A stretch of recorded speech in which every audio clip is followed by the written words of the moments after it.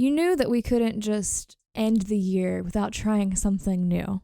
I mean, do we ever not just get in our heads and be like, let's just do it. Let's see what happens.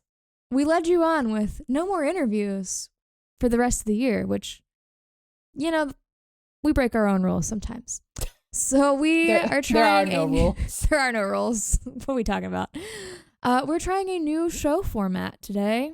New bonus content. Our normal episodes aren't exactly like guest friendly because it's two of us. We tell each other things as they happen in history. So we are going to try something new with our friend David from Verse, Chorus, Verse. Yes. And I explain it in the Zoom call, so I'm not going to explain it twice. I'm Leah. I'm Bethanne. And this is She Will Rock You. Where are they getting a dub in a CBS executive meeting? No.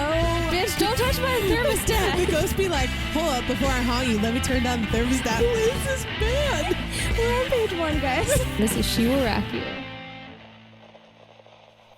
All right, we are here and we are joined by David from the Verse, Chorus, Verse show, which we're very excited to have. Mm-hmm. Welcome, David. Thank you. It's good to be here. And we are trying out something a little different that we've never done on our show before. So longtime listeners of our show will know that Bethanne and I always have to mention when something is on the Rolling Stones 500 greatest albums of all time, which Rolling Stone recently updated. So now our past episodes are all out of whack. They're songs too, right? Didn't they do a song one now? Yes. Mm-hmm. And both were very much due for an update, which we can talk about when we get into this. But we were trying to find some kind of format that would work to have a guest on, because presenting the history in the way that we do doesn't always lend itself to a guest format. And so we're going to try each presenting one of the 500 greatest albums. We've each chosen. We started with a list of 10. We each chose one from that list of 10. So we're starting at the top 10 were our options this time. And before we get into this, David, why don't you tell us about your show? Verse, Chorus, Verse. We are coming to an end of our first season. There's 4 of us now. So it started with Sven and I, who are old buddies that used to be in a band together and all that sort of stuff. And we were talking once, and I was kind of appalled that he knew absolutely nothing about Radiohead. And he was kind of appalled that I knew really not much about Stevie Wonder, actually. So that was the first episode. We just decided to do it. And along the way, we picked up a guy that goes by the name of Evil Jimmy, and then a girl that goes by the name of Rachel Polio, who does a good job of keeping us a little bit mainstream instead of just talking about music from the 60s and 70s all the time. Mm-hmm. And that's our show. We talk albums and bands and specific years in rock, and that's simple stuff, just music. You guys are like the variants of how our podcast started. Yeah. Really? Yes. So our friend Lauryn had no clue who Fleetwood Mac was. And before That's right. Because me and Leah were talking, we were just like, we do a Disney podcast. No, we knew it was there. We just didn't know the topic. And when she said that, I remember we were in her studio apartment and we just looked at each other. We're like, that's it. That's the topic. And it's worked so far. Yep. Podcast is great. So far, it's been pretty good. Thank you. Yeah, you do a great job. Thank you. I remember I don't remember what you were talking about, but you were talking about an album or a group that we had just touched on. And I remember listening and thinking, they know so much more about the history of this. Was it ABBA? No, it wasn't ABBA. It was something recent that we dropped. And I remember you commenting it on our Facebook or on our Instagram. Well, I was very into, you guys did Bonnie Raitt, and I love Bonnie Raitt. Love Bonnie Raitt. So that might have been, but yeah, you really do. You do a great job. Thank you. We're excited to have a mixing of worlds. I don't know what the word I'm looking for is. Men this is meddling? normally Bethanne who gets confused. I know. I was confused. Don't give me that look. We switched for a second. Did I just become the AP student of this podcast? I'm tired, okay? I don't know where that was going. But let's get into these records. I thought we would go in order that they are on the 2020 Rolling Stone 500 Greatest Albums, which means Bethanne, you're first with number 5. Oh, great. Stevie Wonder's Songs in the Key of Life. Yeah. Okay. So for everyone who, way back in the day, we're talking episode 7, we dropped the Stevie Wonder episode. And if you're wondering, is she going to basically do the same outline? You're damn right I am. Work smarter, not harder. I did the research then, and I'm pulling it now. So yeah, because we do have a breakdown of some quick facts I'm going to give you, the best songs, which you might as well just buckle in and get, yourself a cup of coffee, because that's going to be a long fucking segment. And then why it should be on this list. Maybe equally as long. But I'm going to start with the quick facts. And let's talk about the time where Stevie is in his life before this album comes to be. And at this point, he's still doing really good in music. But he's just, and he has a name for himself, but he's just at this point where he just doesn't want to do music anymore. And he moves to Ghana to help children with disabilities. He's fed up with the U.S. government, which I understand at times, but then he decides to sign another contract with Motown. And it's his biggest deal to date. It's like $172 million equivalent today. I think they basically begged him to come back. Yeah. Well, I mean, because it's Stevie fucking Wonder. I'm sorry. Can I swear on this? Yes. Sorry. Okay. No, you're good. I mean, we would have to curse on this podcast because I'm Italian. So you choose cursing first, and then you decide for your second language if you want it to be English or Italian. So, but anyway, yeah, like they begged him to come on it, and because he was such a success, he was a household name at that point. So he comes back and he's starting to work on this album, and he just, I don't know if Ghana was the reason or was the money, but he wrote a double album plus a bonus 4-song EP, 4 Songs in the Key of Life. Yeah. And it took longer than expected. It was post-release in October of 75. It needed more mixing. So Motown literally dropped shirts that said, "We're almost finished." That's it. We're almost finished. No context. Like, if meme culture was around then, could you imagine what they would have done with that shirt? But anyway, it does come out in September 28th in 1976. And it's his signature album. It got 10 million units sold. It won 4 Grammys, including Album of the Year. And it's just his signature album. It's in the Library of Congress's list of albums they preserve that they think is aesthetically significant. But a lot of artists have cited this album as either their favorite album or one that has influenced them. And that includes Elton John, which is cool because Stevie Wonder is on Elton John's new album that dropped. The Lockdown Sessions, I'm sorry. Michael Jackson, George Michael, Prince, Mariah Carey, Whitney Houston, and Phil Anselmo from Pantera. Ooh. So those are your quick facts. Now to the segment that I have been looking forward to talking about, like, for a long time. I'm so glad we're digging this back up because when I wrote that episode, I did not fully understand the beauty of this album. To this day, I have listened from that. That was 2019, Leah? Yeah, it's been like summer 2019. I may have listened to this album back and front about 20 times. I've been waiting to get to my mom's house so I can raid her vinyl collection so I can grab it on vinyl. I love this album so much. And so, we have this segment called Best Songs, and I hate that I have to do this. I hate it.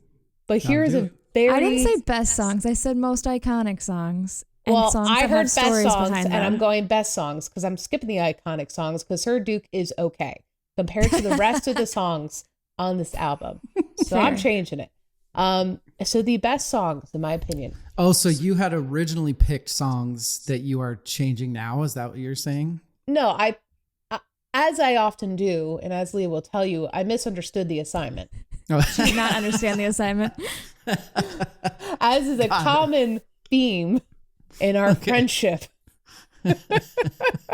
I got it. And so my favorite songs and best songs: Summer Soft, Pastime Paradise, As, I Wish, Black Man, Knocks Me Off My Feet, Love Is All You Need Today, and if you need to know the most iconic songs, Sir Duke, As, and I Wish.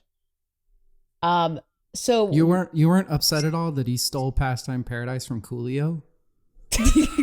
I mean, I'm more upset he stole it from Weird Al Yankovic. I thought that was a weird flex.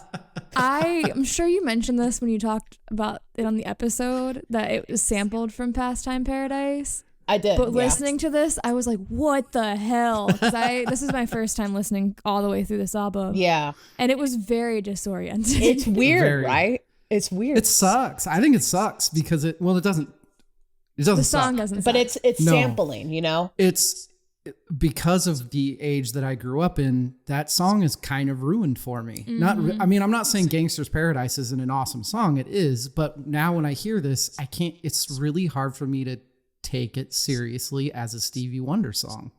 Yeah. I feel that. That's how I felt listening to it. Yeah. Yeah. And well, it has to be one of the most sampled albums of all time because I've heard Love's in Need of Love Today on Jay-Z's album 444, Pastime Paradise, As has been sampled, like all this music. I mean, he has contributed. So this album just really launched not just a lot of artists, but I feel like the whole genre of art, like I'm trying to find my words. See, I'm pulling a Leah now. Rude. Really launched like a lot of electronic music in the sense of so much was pulled from. Anyway, I don't know where I'm going with it. It's a very sampled Well, he also album. Thank you. is. Well, he was doing so much work with the Korg stuff and the keyboard stuff before. And the Moog. The Moog. And the Moog, the whole Moog. The Moog. I'm sure you guys probably talked about that in your episode, and yeah, all that stuff. It's We love often a Moog. cited. We love a good Moog. What can we say? But as far as for these songs, and this goes into my why it should be on this list. So they're kind of all blending together here. When I think of this album, the only word that runs through my head is richness. Every song is so meticulously crafted.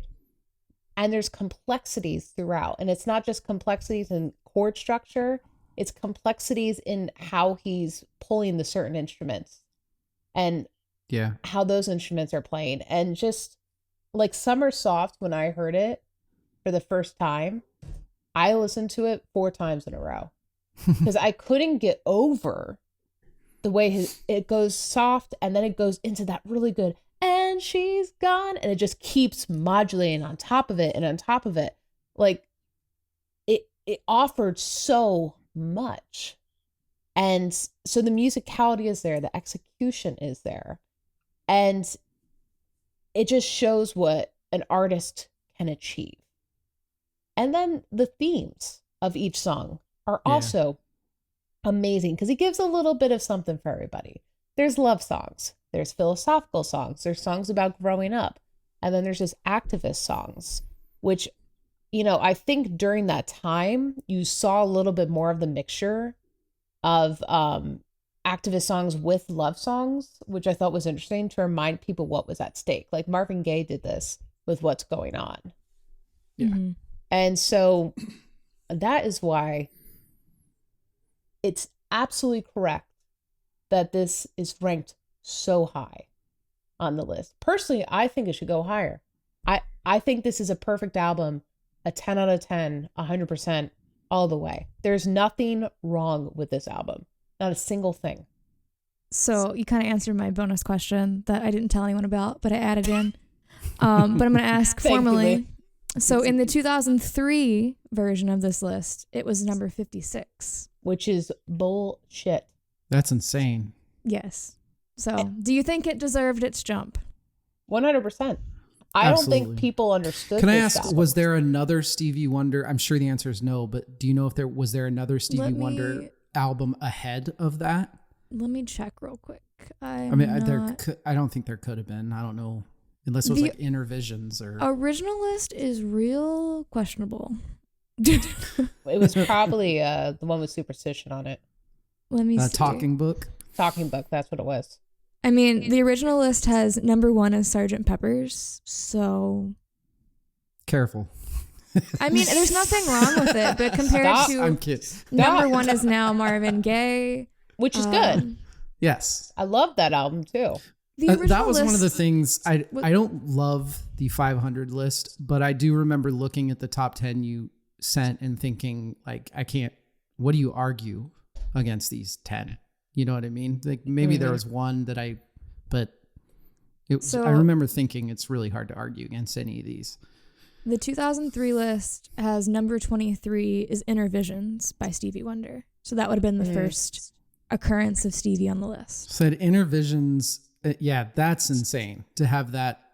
And I'm not saying Inner Visions is a great album, but above this, Songs in the Key of Life is so renownedly known as the culmination of Stevie Wonder's prowess. Like it's kind of crazy. It's his magnum opus. It really is. Yeah.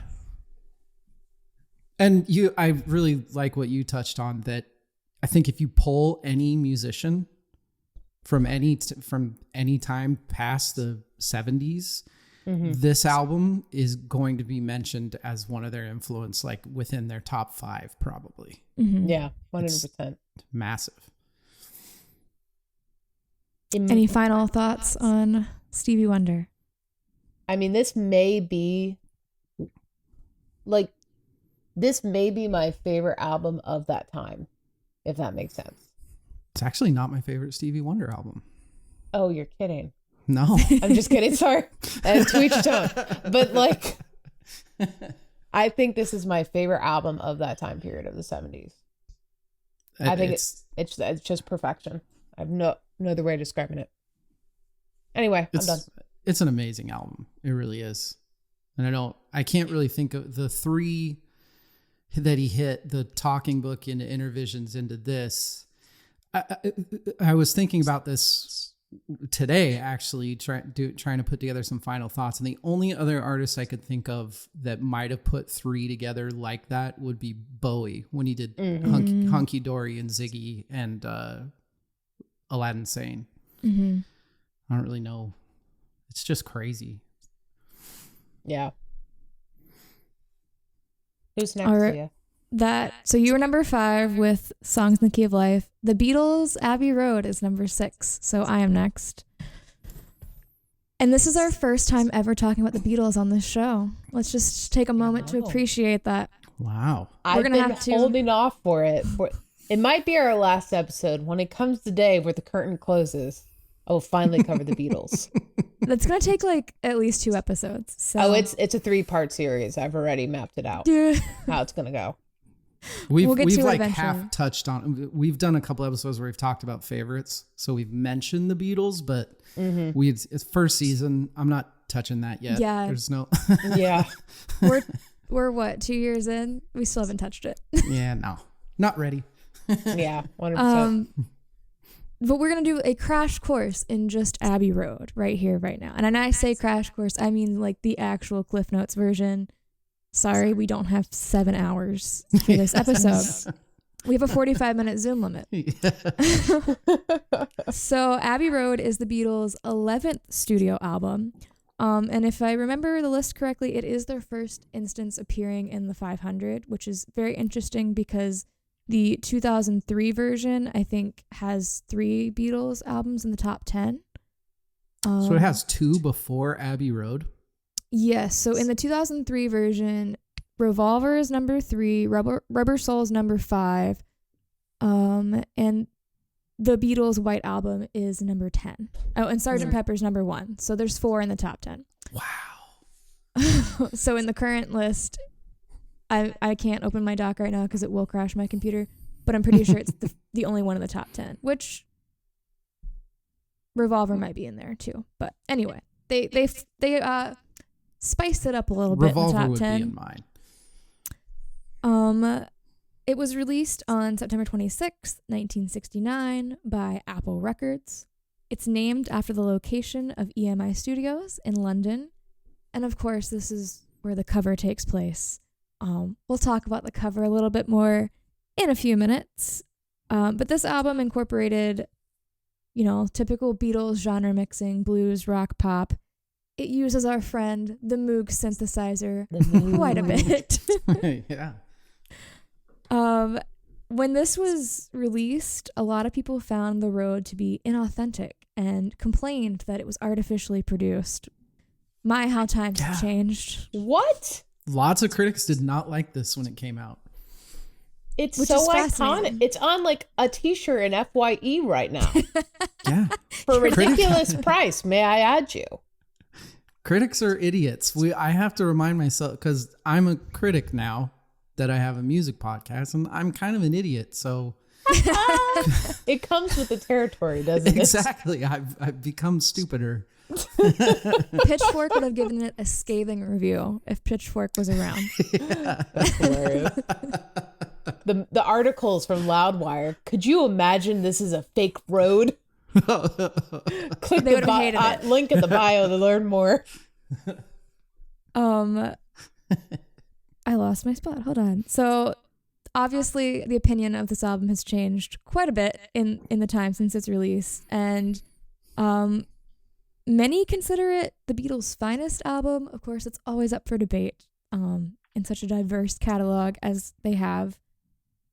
And it's worth pointing out, like I said, we don't have time to go on the whole history of this album. The Wikipedia page is very long, but this was written in a very turbulent time in the band's history. It was completed only 3 weeks after the recording sessions for Get Back. The band was not liking each other. And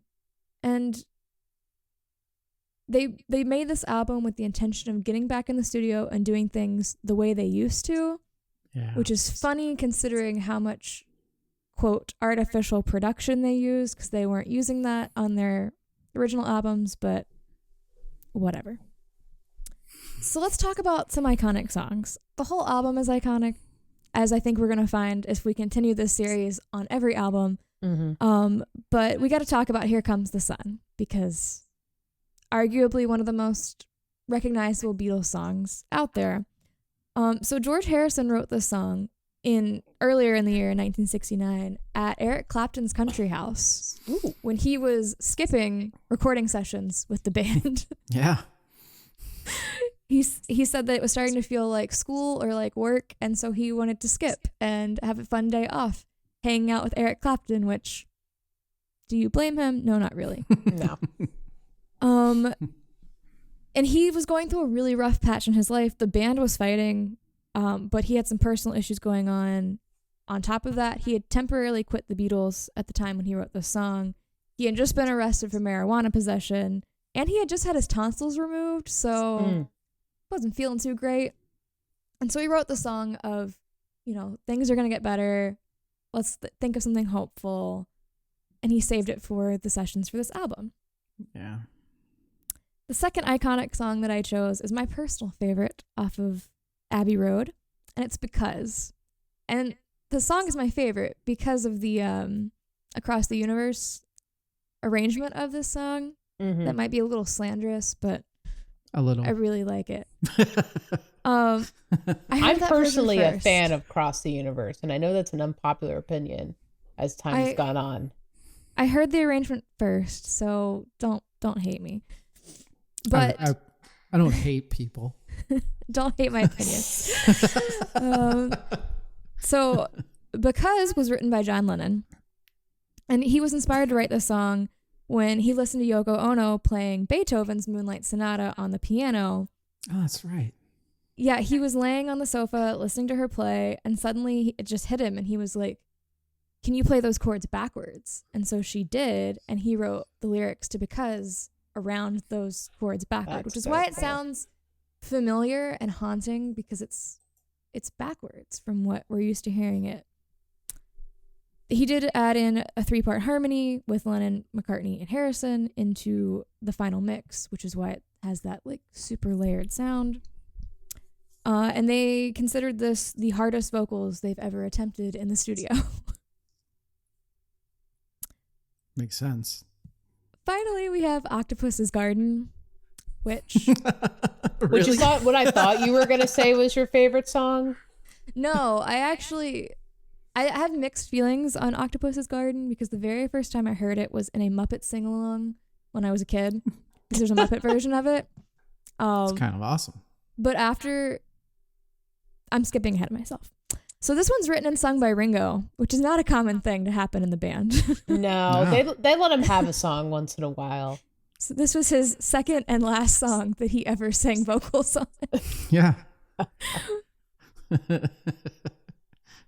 think there's a joke that it was the last album. They knew it. They're like, fuck it, go ahead, Ringo, do your thing. Octopus's Garden, great. Do it. Have your moment. Yeah. When asked about the song, George Harrison said, Octopus's Garden is Ringo's song. It's only the second song he's ever written, mind you, and it's lovely. He did say that the song gets very deep into the listener's consciousness because it's so peaceful. And like I said, it was the last song that he ever got to do vocals on, so he had his moment. Hold on. The second song this man has ever written is titled Octopuses Garden. Yes. Yeah. I just want to be a fly on the wall when he just goes to the band who has made platinum selling songs and goes, guys, I got it. Octopus's Garden. Listen up, mates. I wrote a song. It's called Octopuses Garden. A lot of drugs back then, Bethanne. I know. You want to know why he wrote this even song? past the drugs. Yeah. You want to know why he wrote this song? Because that's my next bullet point. Oh, I do want to know. So the idea for the song came about when Ringo was on a boat belonging to comedian Peter Sellers in Sardinia in 1968. He ordered fish and chips for lunch, but instead got squid. I don't know how you make that mix up. They are very different shapes, but whatever. And it was the first time he'd ever eaten squid. He said it was a bit rubbery. It tasted like chicken, the usual stuff. But the boat's captain told Ringo about how octopuses will travel along the seabed, picking up little stones and cute little objects, like shiny things that fall to the floor, and build little gardens. And so he was inspired by this little image of an octopus building a garden to write a song. It's not even LCD. LSD. Not even LSD. It was just a fishing trip. And he later admitted that he just wanted to be under the sea too. So maybe there were drugs involved. Maybe he just wanted to go away. I don't really know. In 2014, he actually wrote a children's book around this premise, which I think is the cutest and one of the most wholesome things I've ever heard. I feel like I remember that. Yeah. I forgot that it happened, but I remember it was in the news. And then this weekend when I was like prepping my notes for this, I found a remix of Octopus's Garden with Lil Nas X's That's What I Want. It works so well. Ringo was ahead of his time, but I need to mention the exchange I saw in the comments. So the person who remixed it took out everyone but Ringo's vocals, and it said, "Did you just make the Beatles better by removing 3/4 of the Beatles?" And someone said, "There is no Beatles. There's only Ringo. The other Beatles don't exist. It's just him moving really fast." That's awesome. And it was just timing was appropriate. So if we take nothing else in this album, the cover alone, like we said, is one of the most iconic, if not the most iconic. Maybe second only to Dark Side or Sgt. Peppers. Yeah. Like those are the other ones you see on t-shirts all the time. We just talked about Joy Division. Their album, the black album with the white waves. Mm-hmm. That one is pretty. That one's crazy too. But other than that, I can't think of another album that you look at it and you're like, that's that album. Mm-hmm. But the cover fueled the famous Paul is dead theories because Yes. Give me the theories. We love a good death conspiracy. So shortly after the album came out, this theory started spreading across college campuses. So I imagine it's like a TikTok fueled rage where people are just spreading things. According to this rumor that was spreading, the cover was depicting the Beatles walking out of a cemetery during a funeral procession. The procession is led by Lennon because he's dressed in white. He's the religious figure. Ringo's dressed in black. He's the undertaker. Paul is out of step with the others as a barefoot corpse. And George Harrison, who's dressed in denim, was the gravedigger. The normally left-handed Paul is holding a cigarette in his right hand, indicating that he's an imposter. The number plate on the Volkswagen on the street is 28IF, meaning that if Paul had lived, he would have been 28. Despite the fact that he was only 27 at the time that this photo was taken. Obviously, the rest of the Beatles got interviewed about this theory. John Lennon said, this is a fake rumor, but we appreciate the publicity that it's giving us. My favorite part about this whole conspiracy is that when Paul released his 1993 album, he parodied this cover and called it Paul is Live. That's cool. So my final points, in the 2003 list, this was number 14. It's now been bumped to number 6. I don't know if I agree with it being the first Beatles album on the list. It is a great Beatles album. Are there bad Beatles albums? We're not here to discuss that. But I do think in the scope of the current 2020 list, I think it's in a rightful spot. Mm-hmm. All right. Any final thoughts on Abbey Road before we move on? I think it's understandable. It's like, me personally, it's not my favorite Beatles album, but I think it is probably the most iconic. It surprises me that it wasn't initially the first Beatles album on the Rolling Stones top 500. That surprised me when you told me that. I forgot how undiverse the original list was. They definitely shook it up for this 2020 version, which I appreciate. I'm going to have to go look at it. It makes sense, though, why it's in the spot that it's in out of all the other Beatles albums, because it does have the most hits from it. Yeah. You know? I mean, while Sgt. Pepper is an excellent album, it doesn't nearly have all the hits. And that's personally my favorite, is Sgt. Pepper. Yeah, I agree. It's a good album. Mm-hmm. All right. So now we're going to jump to number 10, which is The Miseducation of Lauryn Hill. Yeah. Mm-hmm. I'm going to see it's a little bit kind of what you were talking about with Stevie Wonder, because I've talked about this album before on our podcast. So it's a teeny bit of a cheat. There you go. But it was a long time ago, so I don't know. That's how exactly it. Work It's new smarter, content. not harder. And I do not have the great facts that you two have. It's more a mishmash of clumsy thoughts, but no, you're whatever you want to present.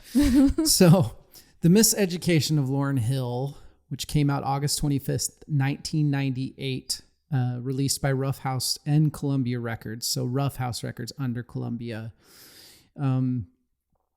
It touches on a lot of things. Lauryn Hill's pregnancy, turmoil with the Fugees, specifically Wyclef Jean. Album's title was inspired by film and an autobiographical novel, The Education of Sonny Carson, and Carter G. Woodson's The Miseducation of the Negro. It originally began recording in a really nice studio in New York, and she got really sick of producers all over the place telling her to add this, do that. We want this, hip hop at that point was not in a good state. It was very punch button and here's your hit. Think Puff Daddy or something like that. And all the producers knew that and were pushing her to that. So she said, fuck it. And she went to Jamaica. She went to Tough Gong Studios, which was Bob Marley's studio, where that his sons still owned, and finished the album there. She was very clear that she wanted real instruments, real singing, and that's that. This album is so goddamn good. This album is a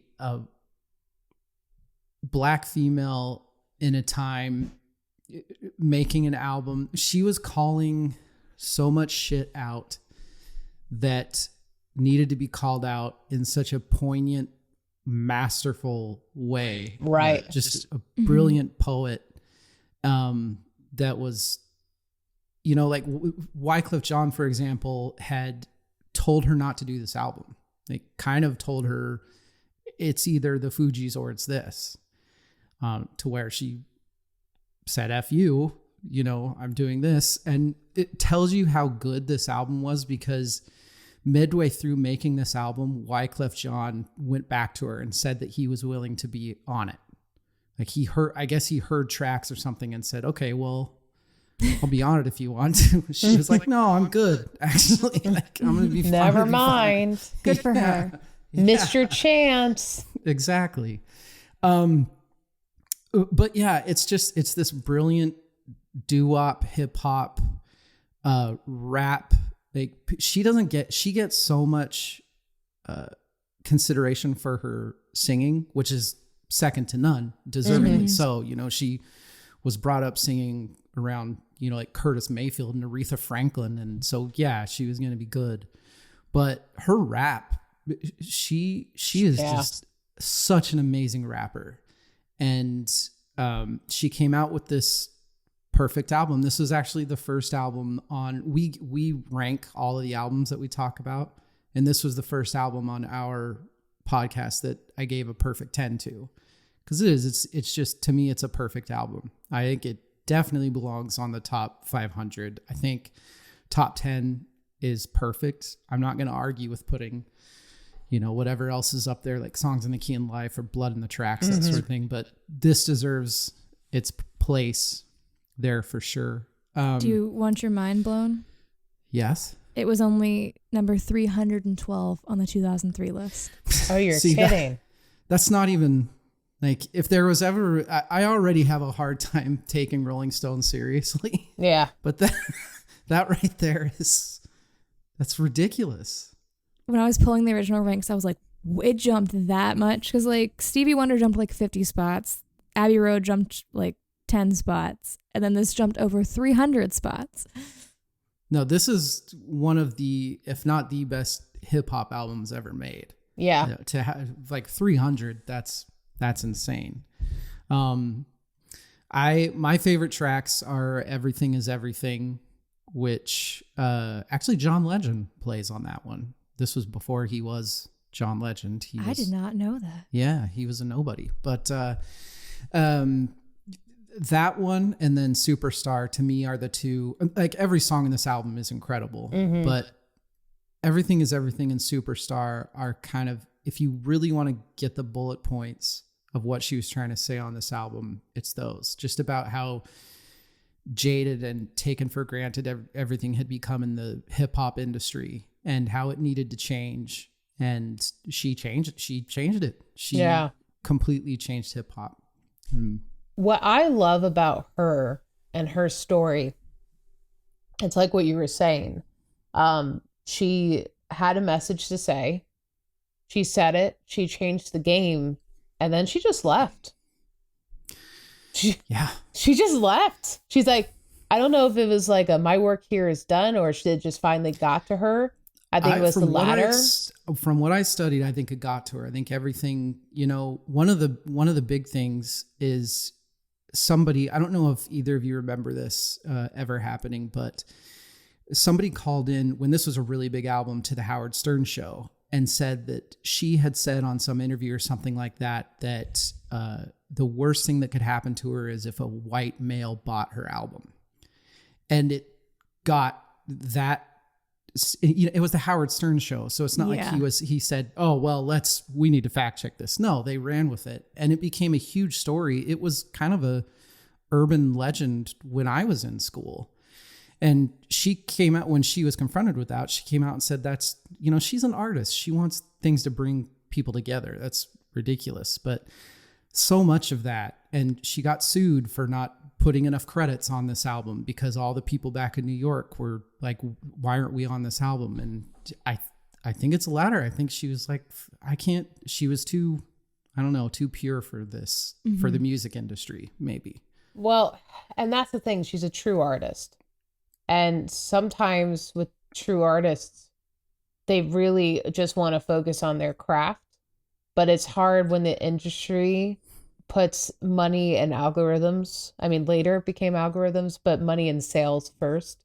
Yeah. And when you see how, essentially the sausage is made, it's very hard as a true artist to put up with it. So I understand where she was coming from. Absolutely. And I think there was other stuff too. Just, I think if you listen to her lyrics, some of those people, man, they're too smart it's hard to function in society when you're that freaking smart. When you see things the way you can. And even musically with this album, the way it flows, like the way the songs are listed, it feels, even though they're separate songs, it feels like it's always a continuation of the next song. And I mean that in the best possible way. Like it is just so well cohesive. Thought out. Yeah. Incredibly. Very cohesive. Yeah. Yeah. I'm glad that you chose this because hip hop is not a genre I usually listen to. Like it's probably my most lacking historical knowledge genre. So I feel educated now. I have a holiday. There's one day a year where I turn this vinyl on and I have a scotch and it's like my night where I'd kick everybody out of the house and just listen to Lauryn Hill. I love that. All right. I think on that note, we've reached the end of the episode. Thank you, David, so much for joining us. This was Thanks for having me. A really fun experiment. Yeah, that was. You are the guinea pig. Yeah, it's really hard to talk that little about these 3 albums. That was crazy.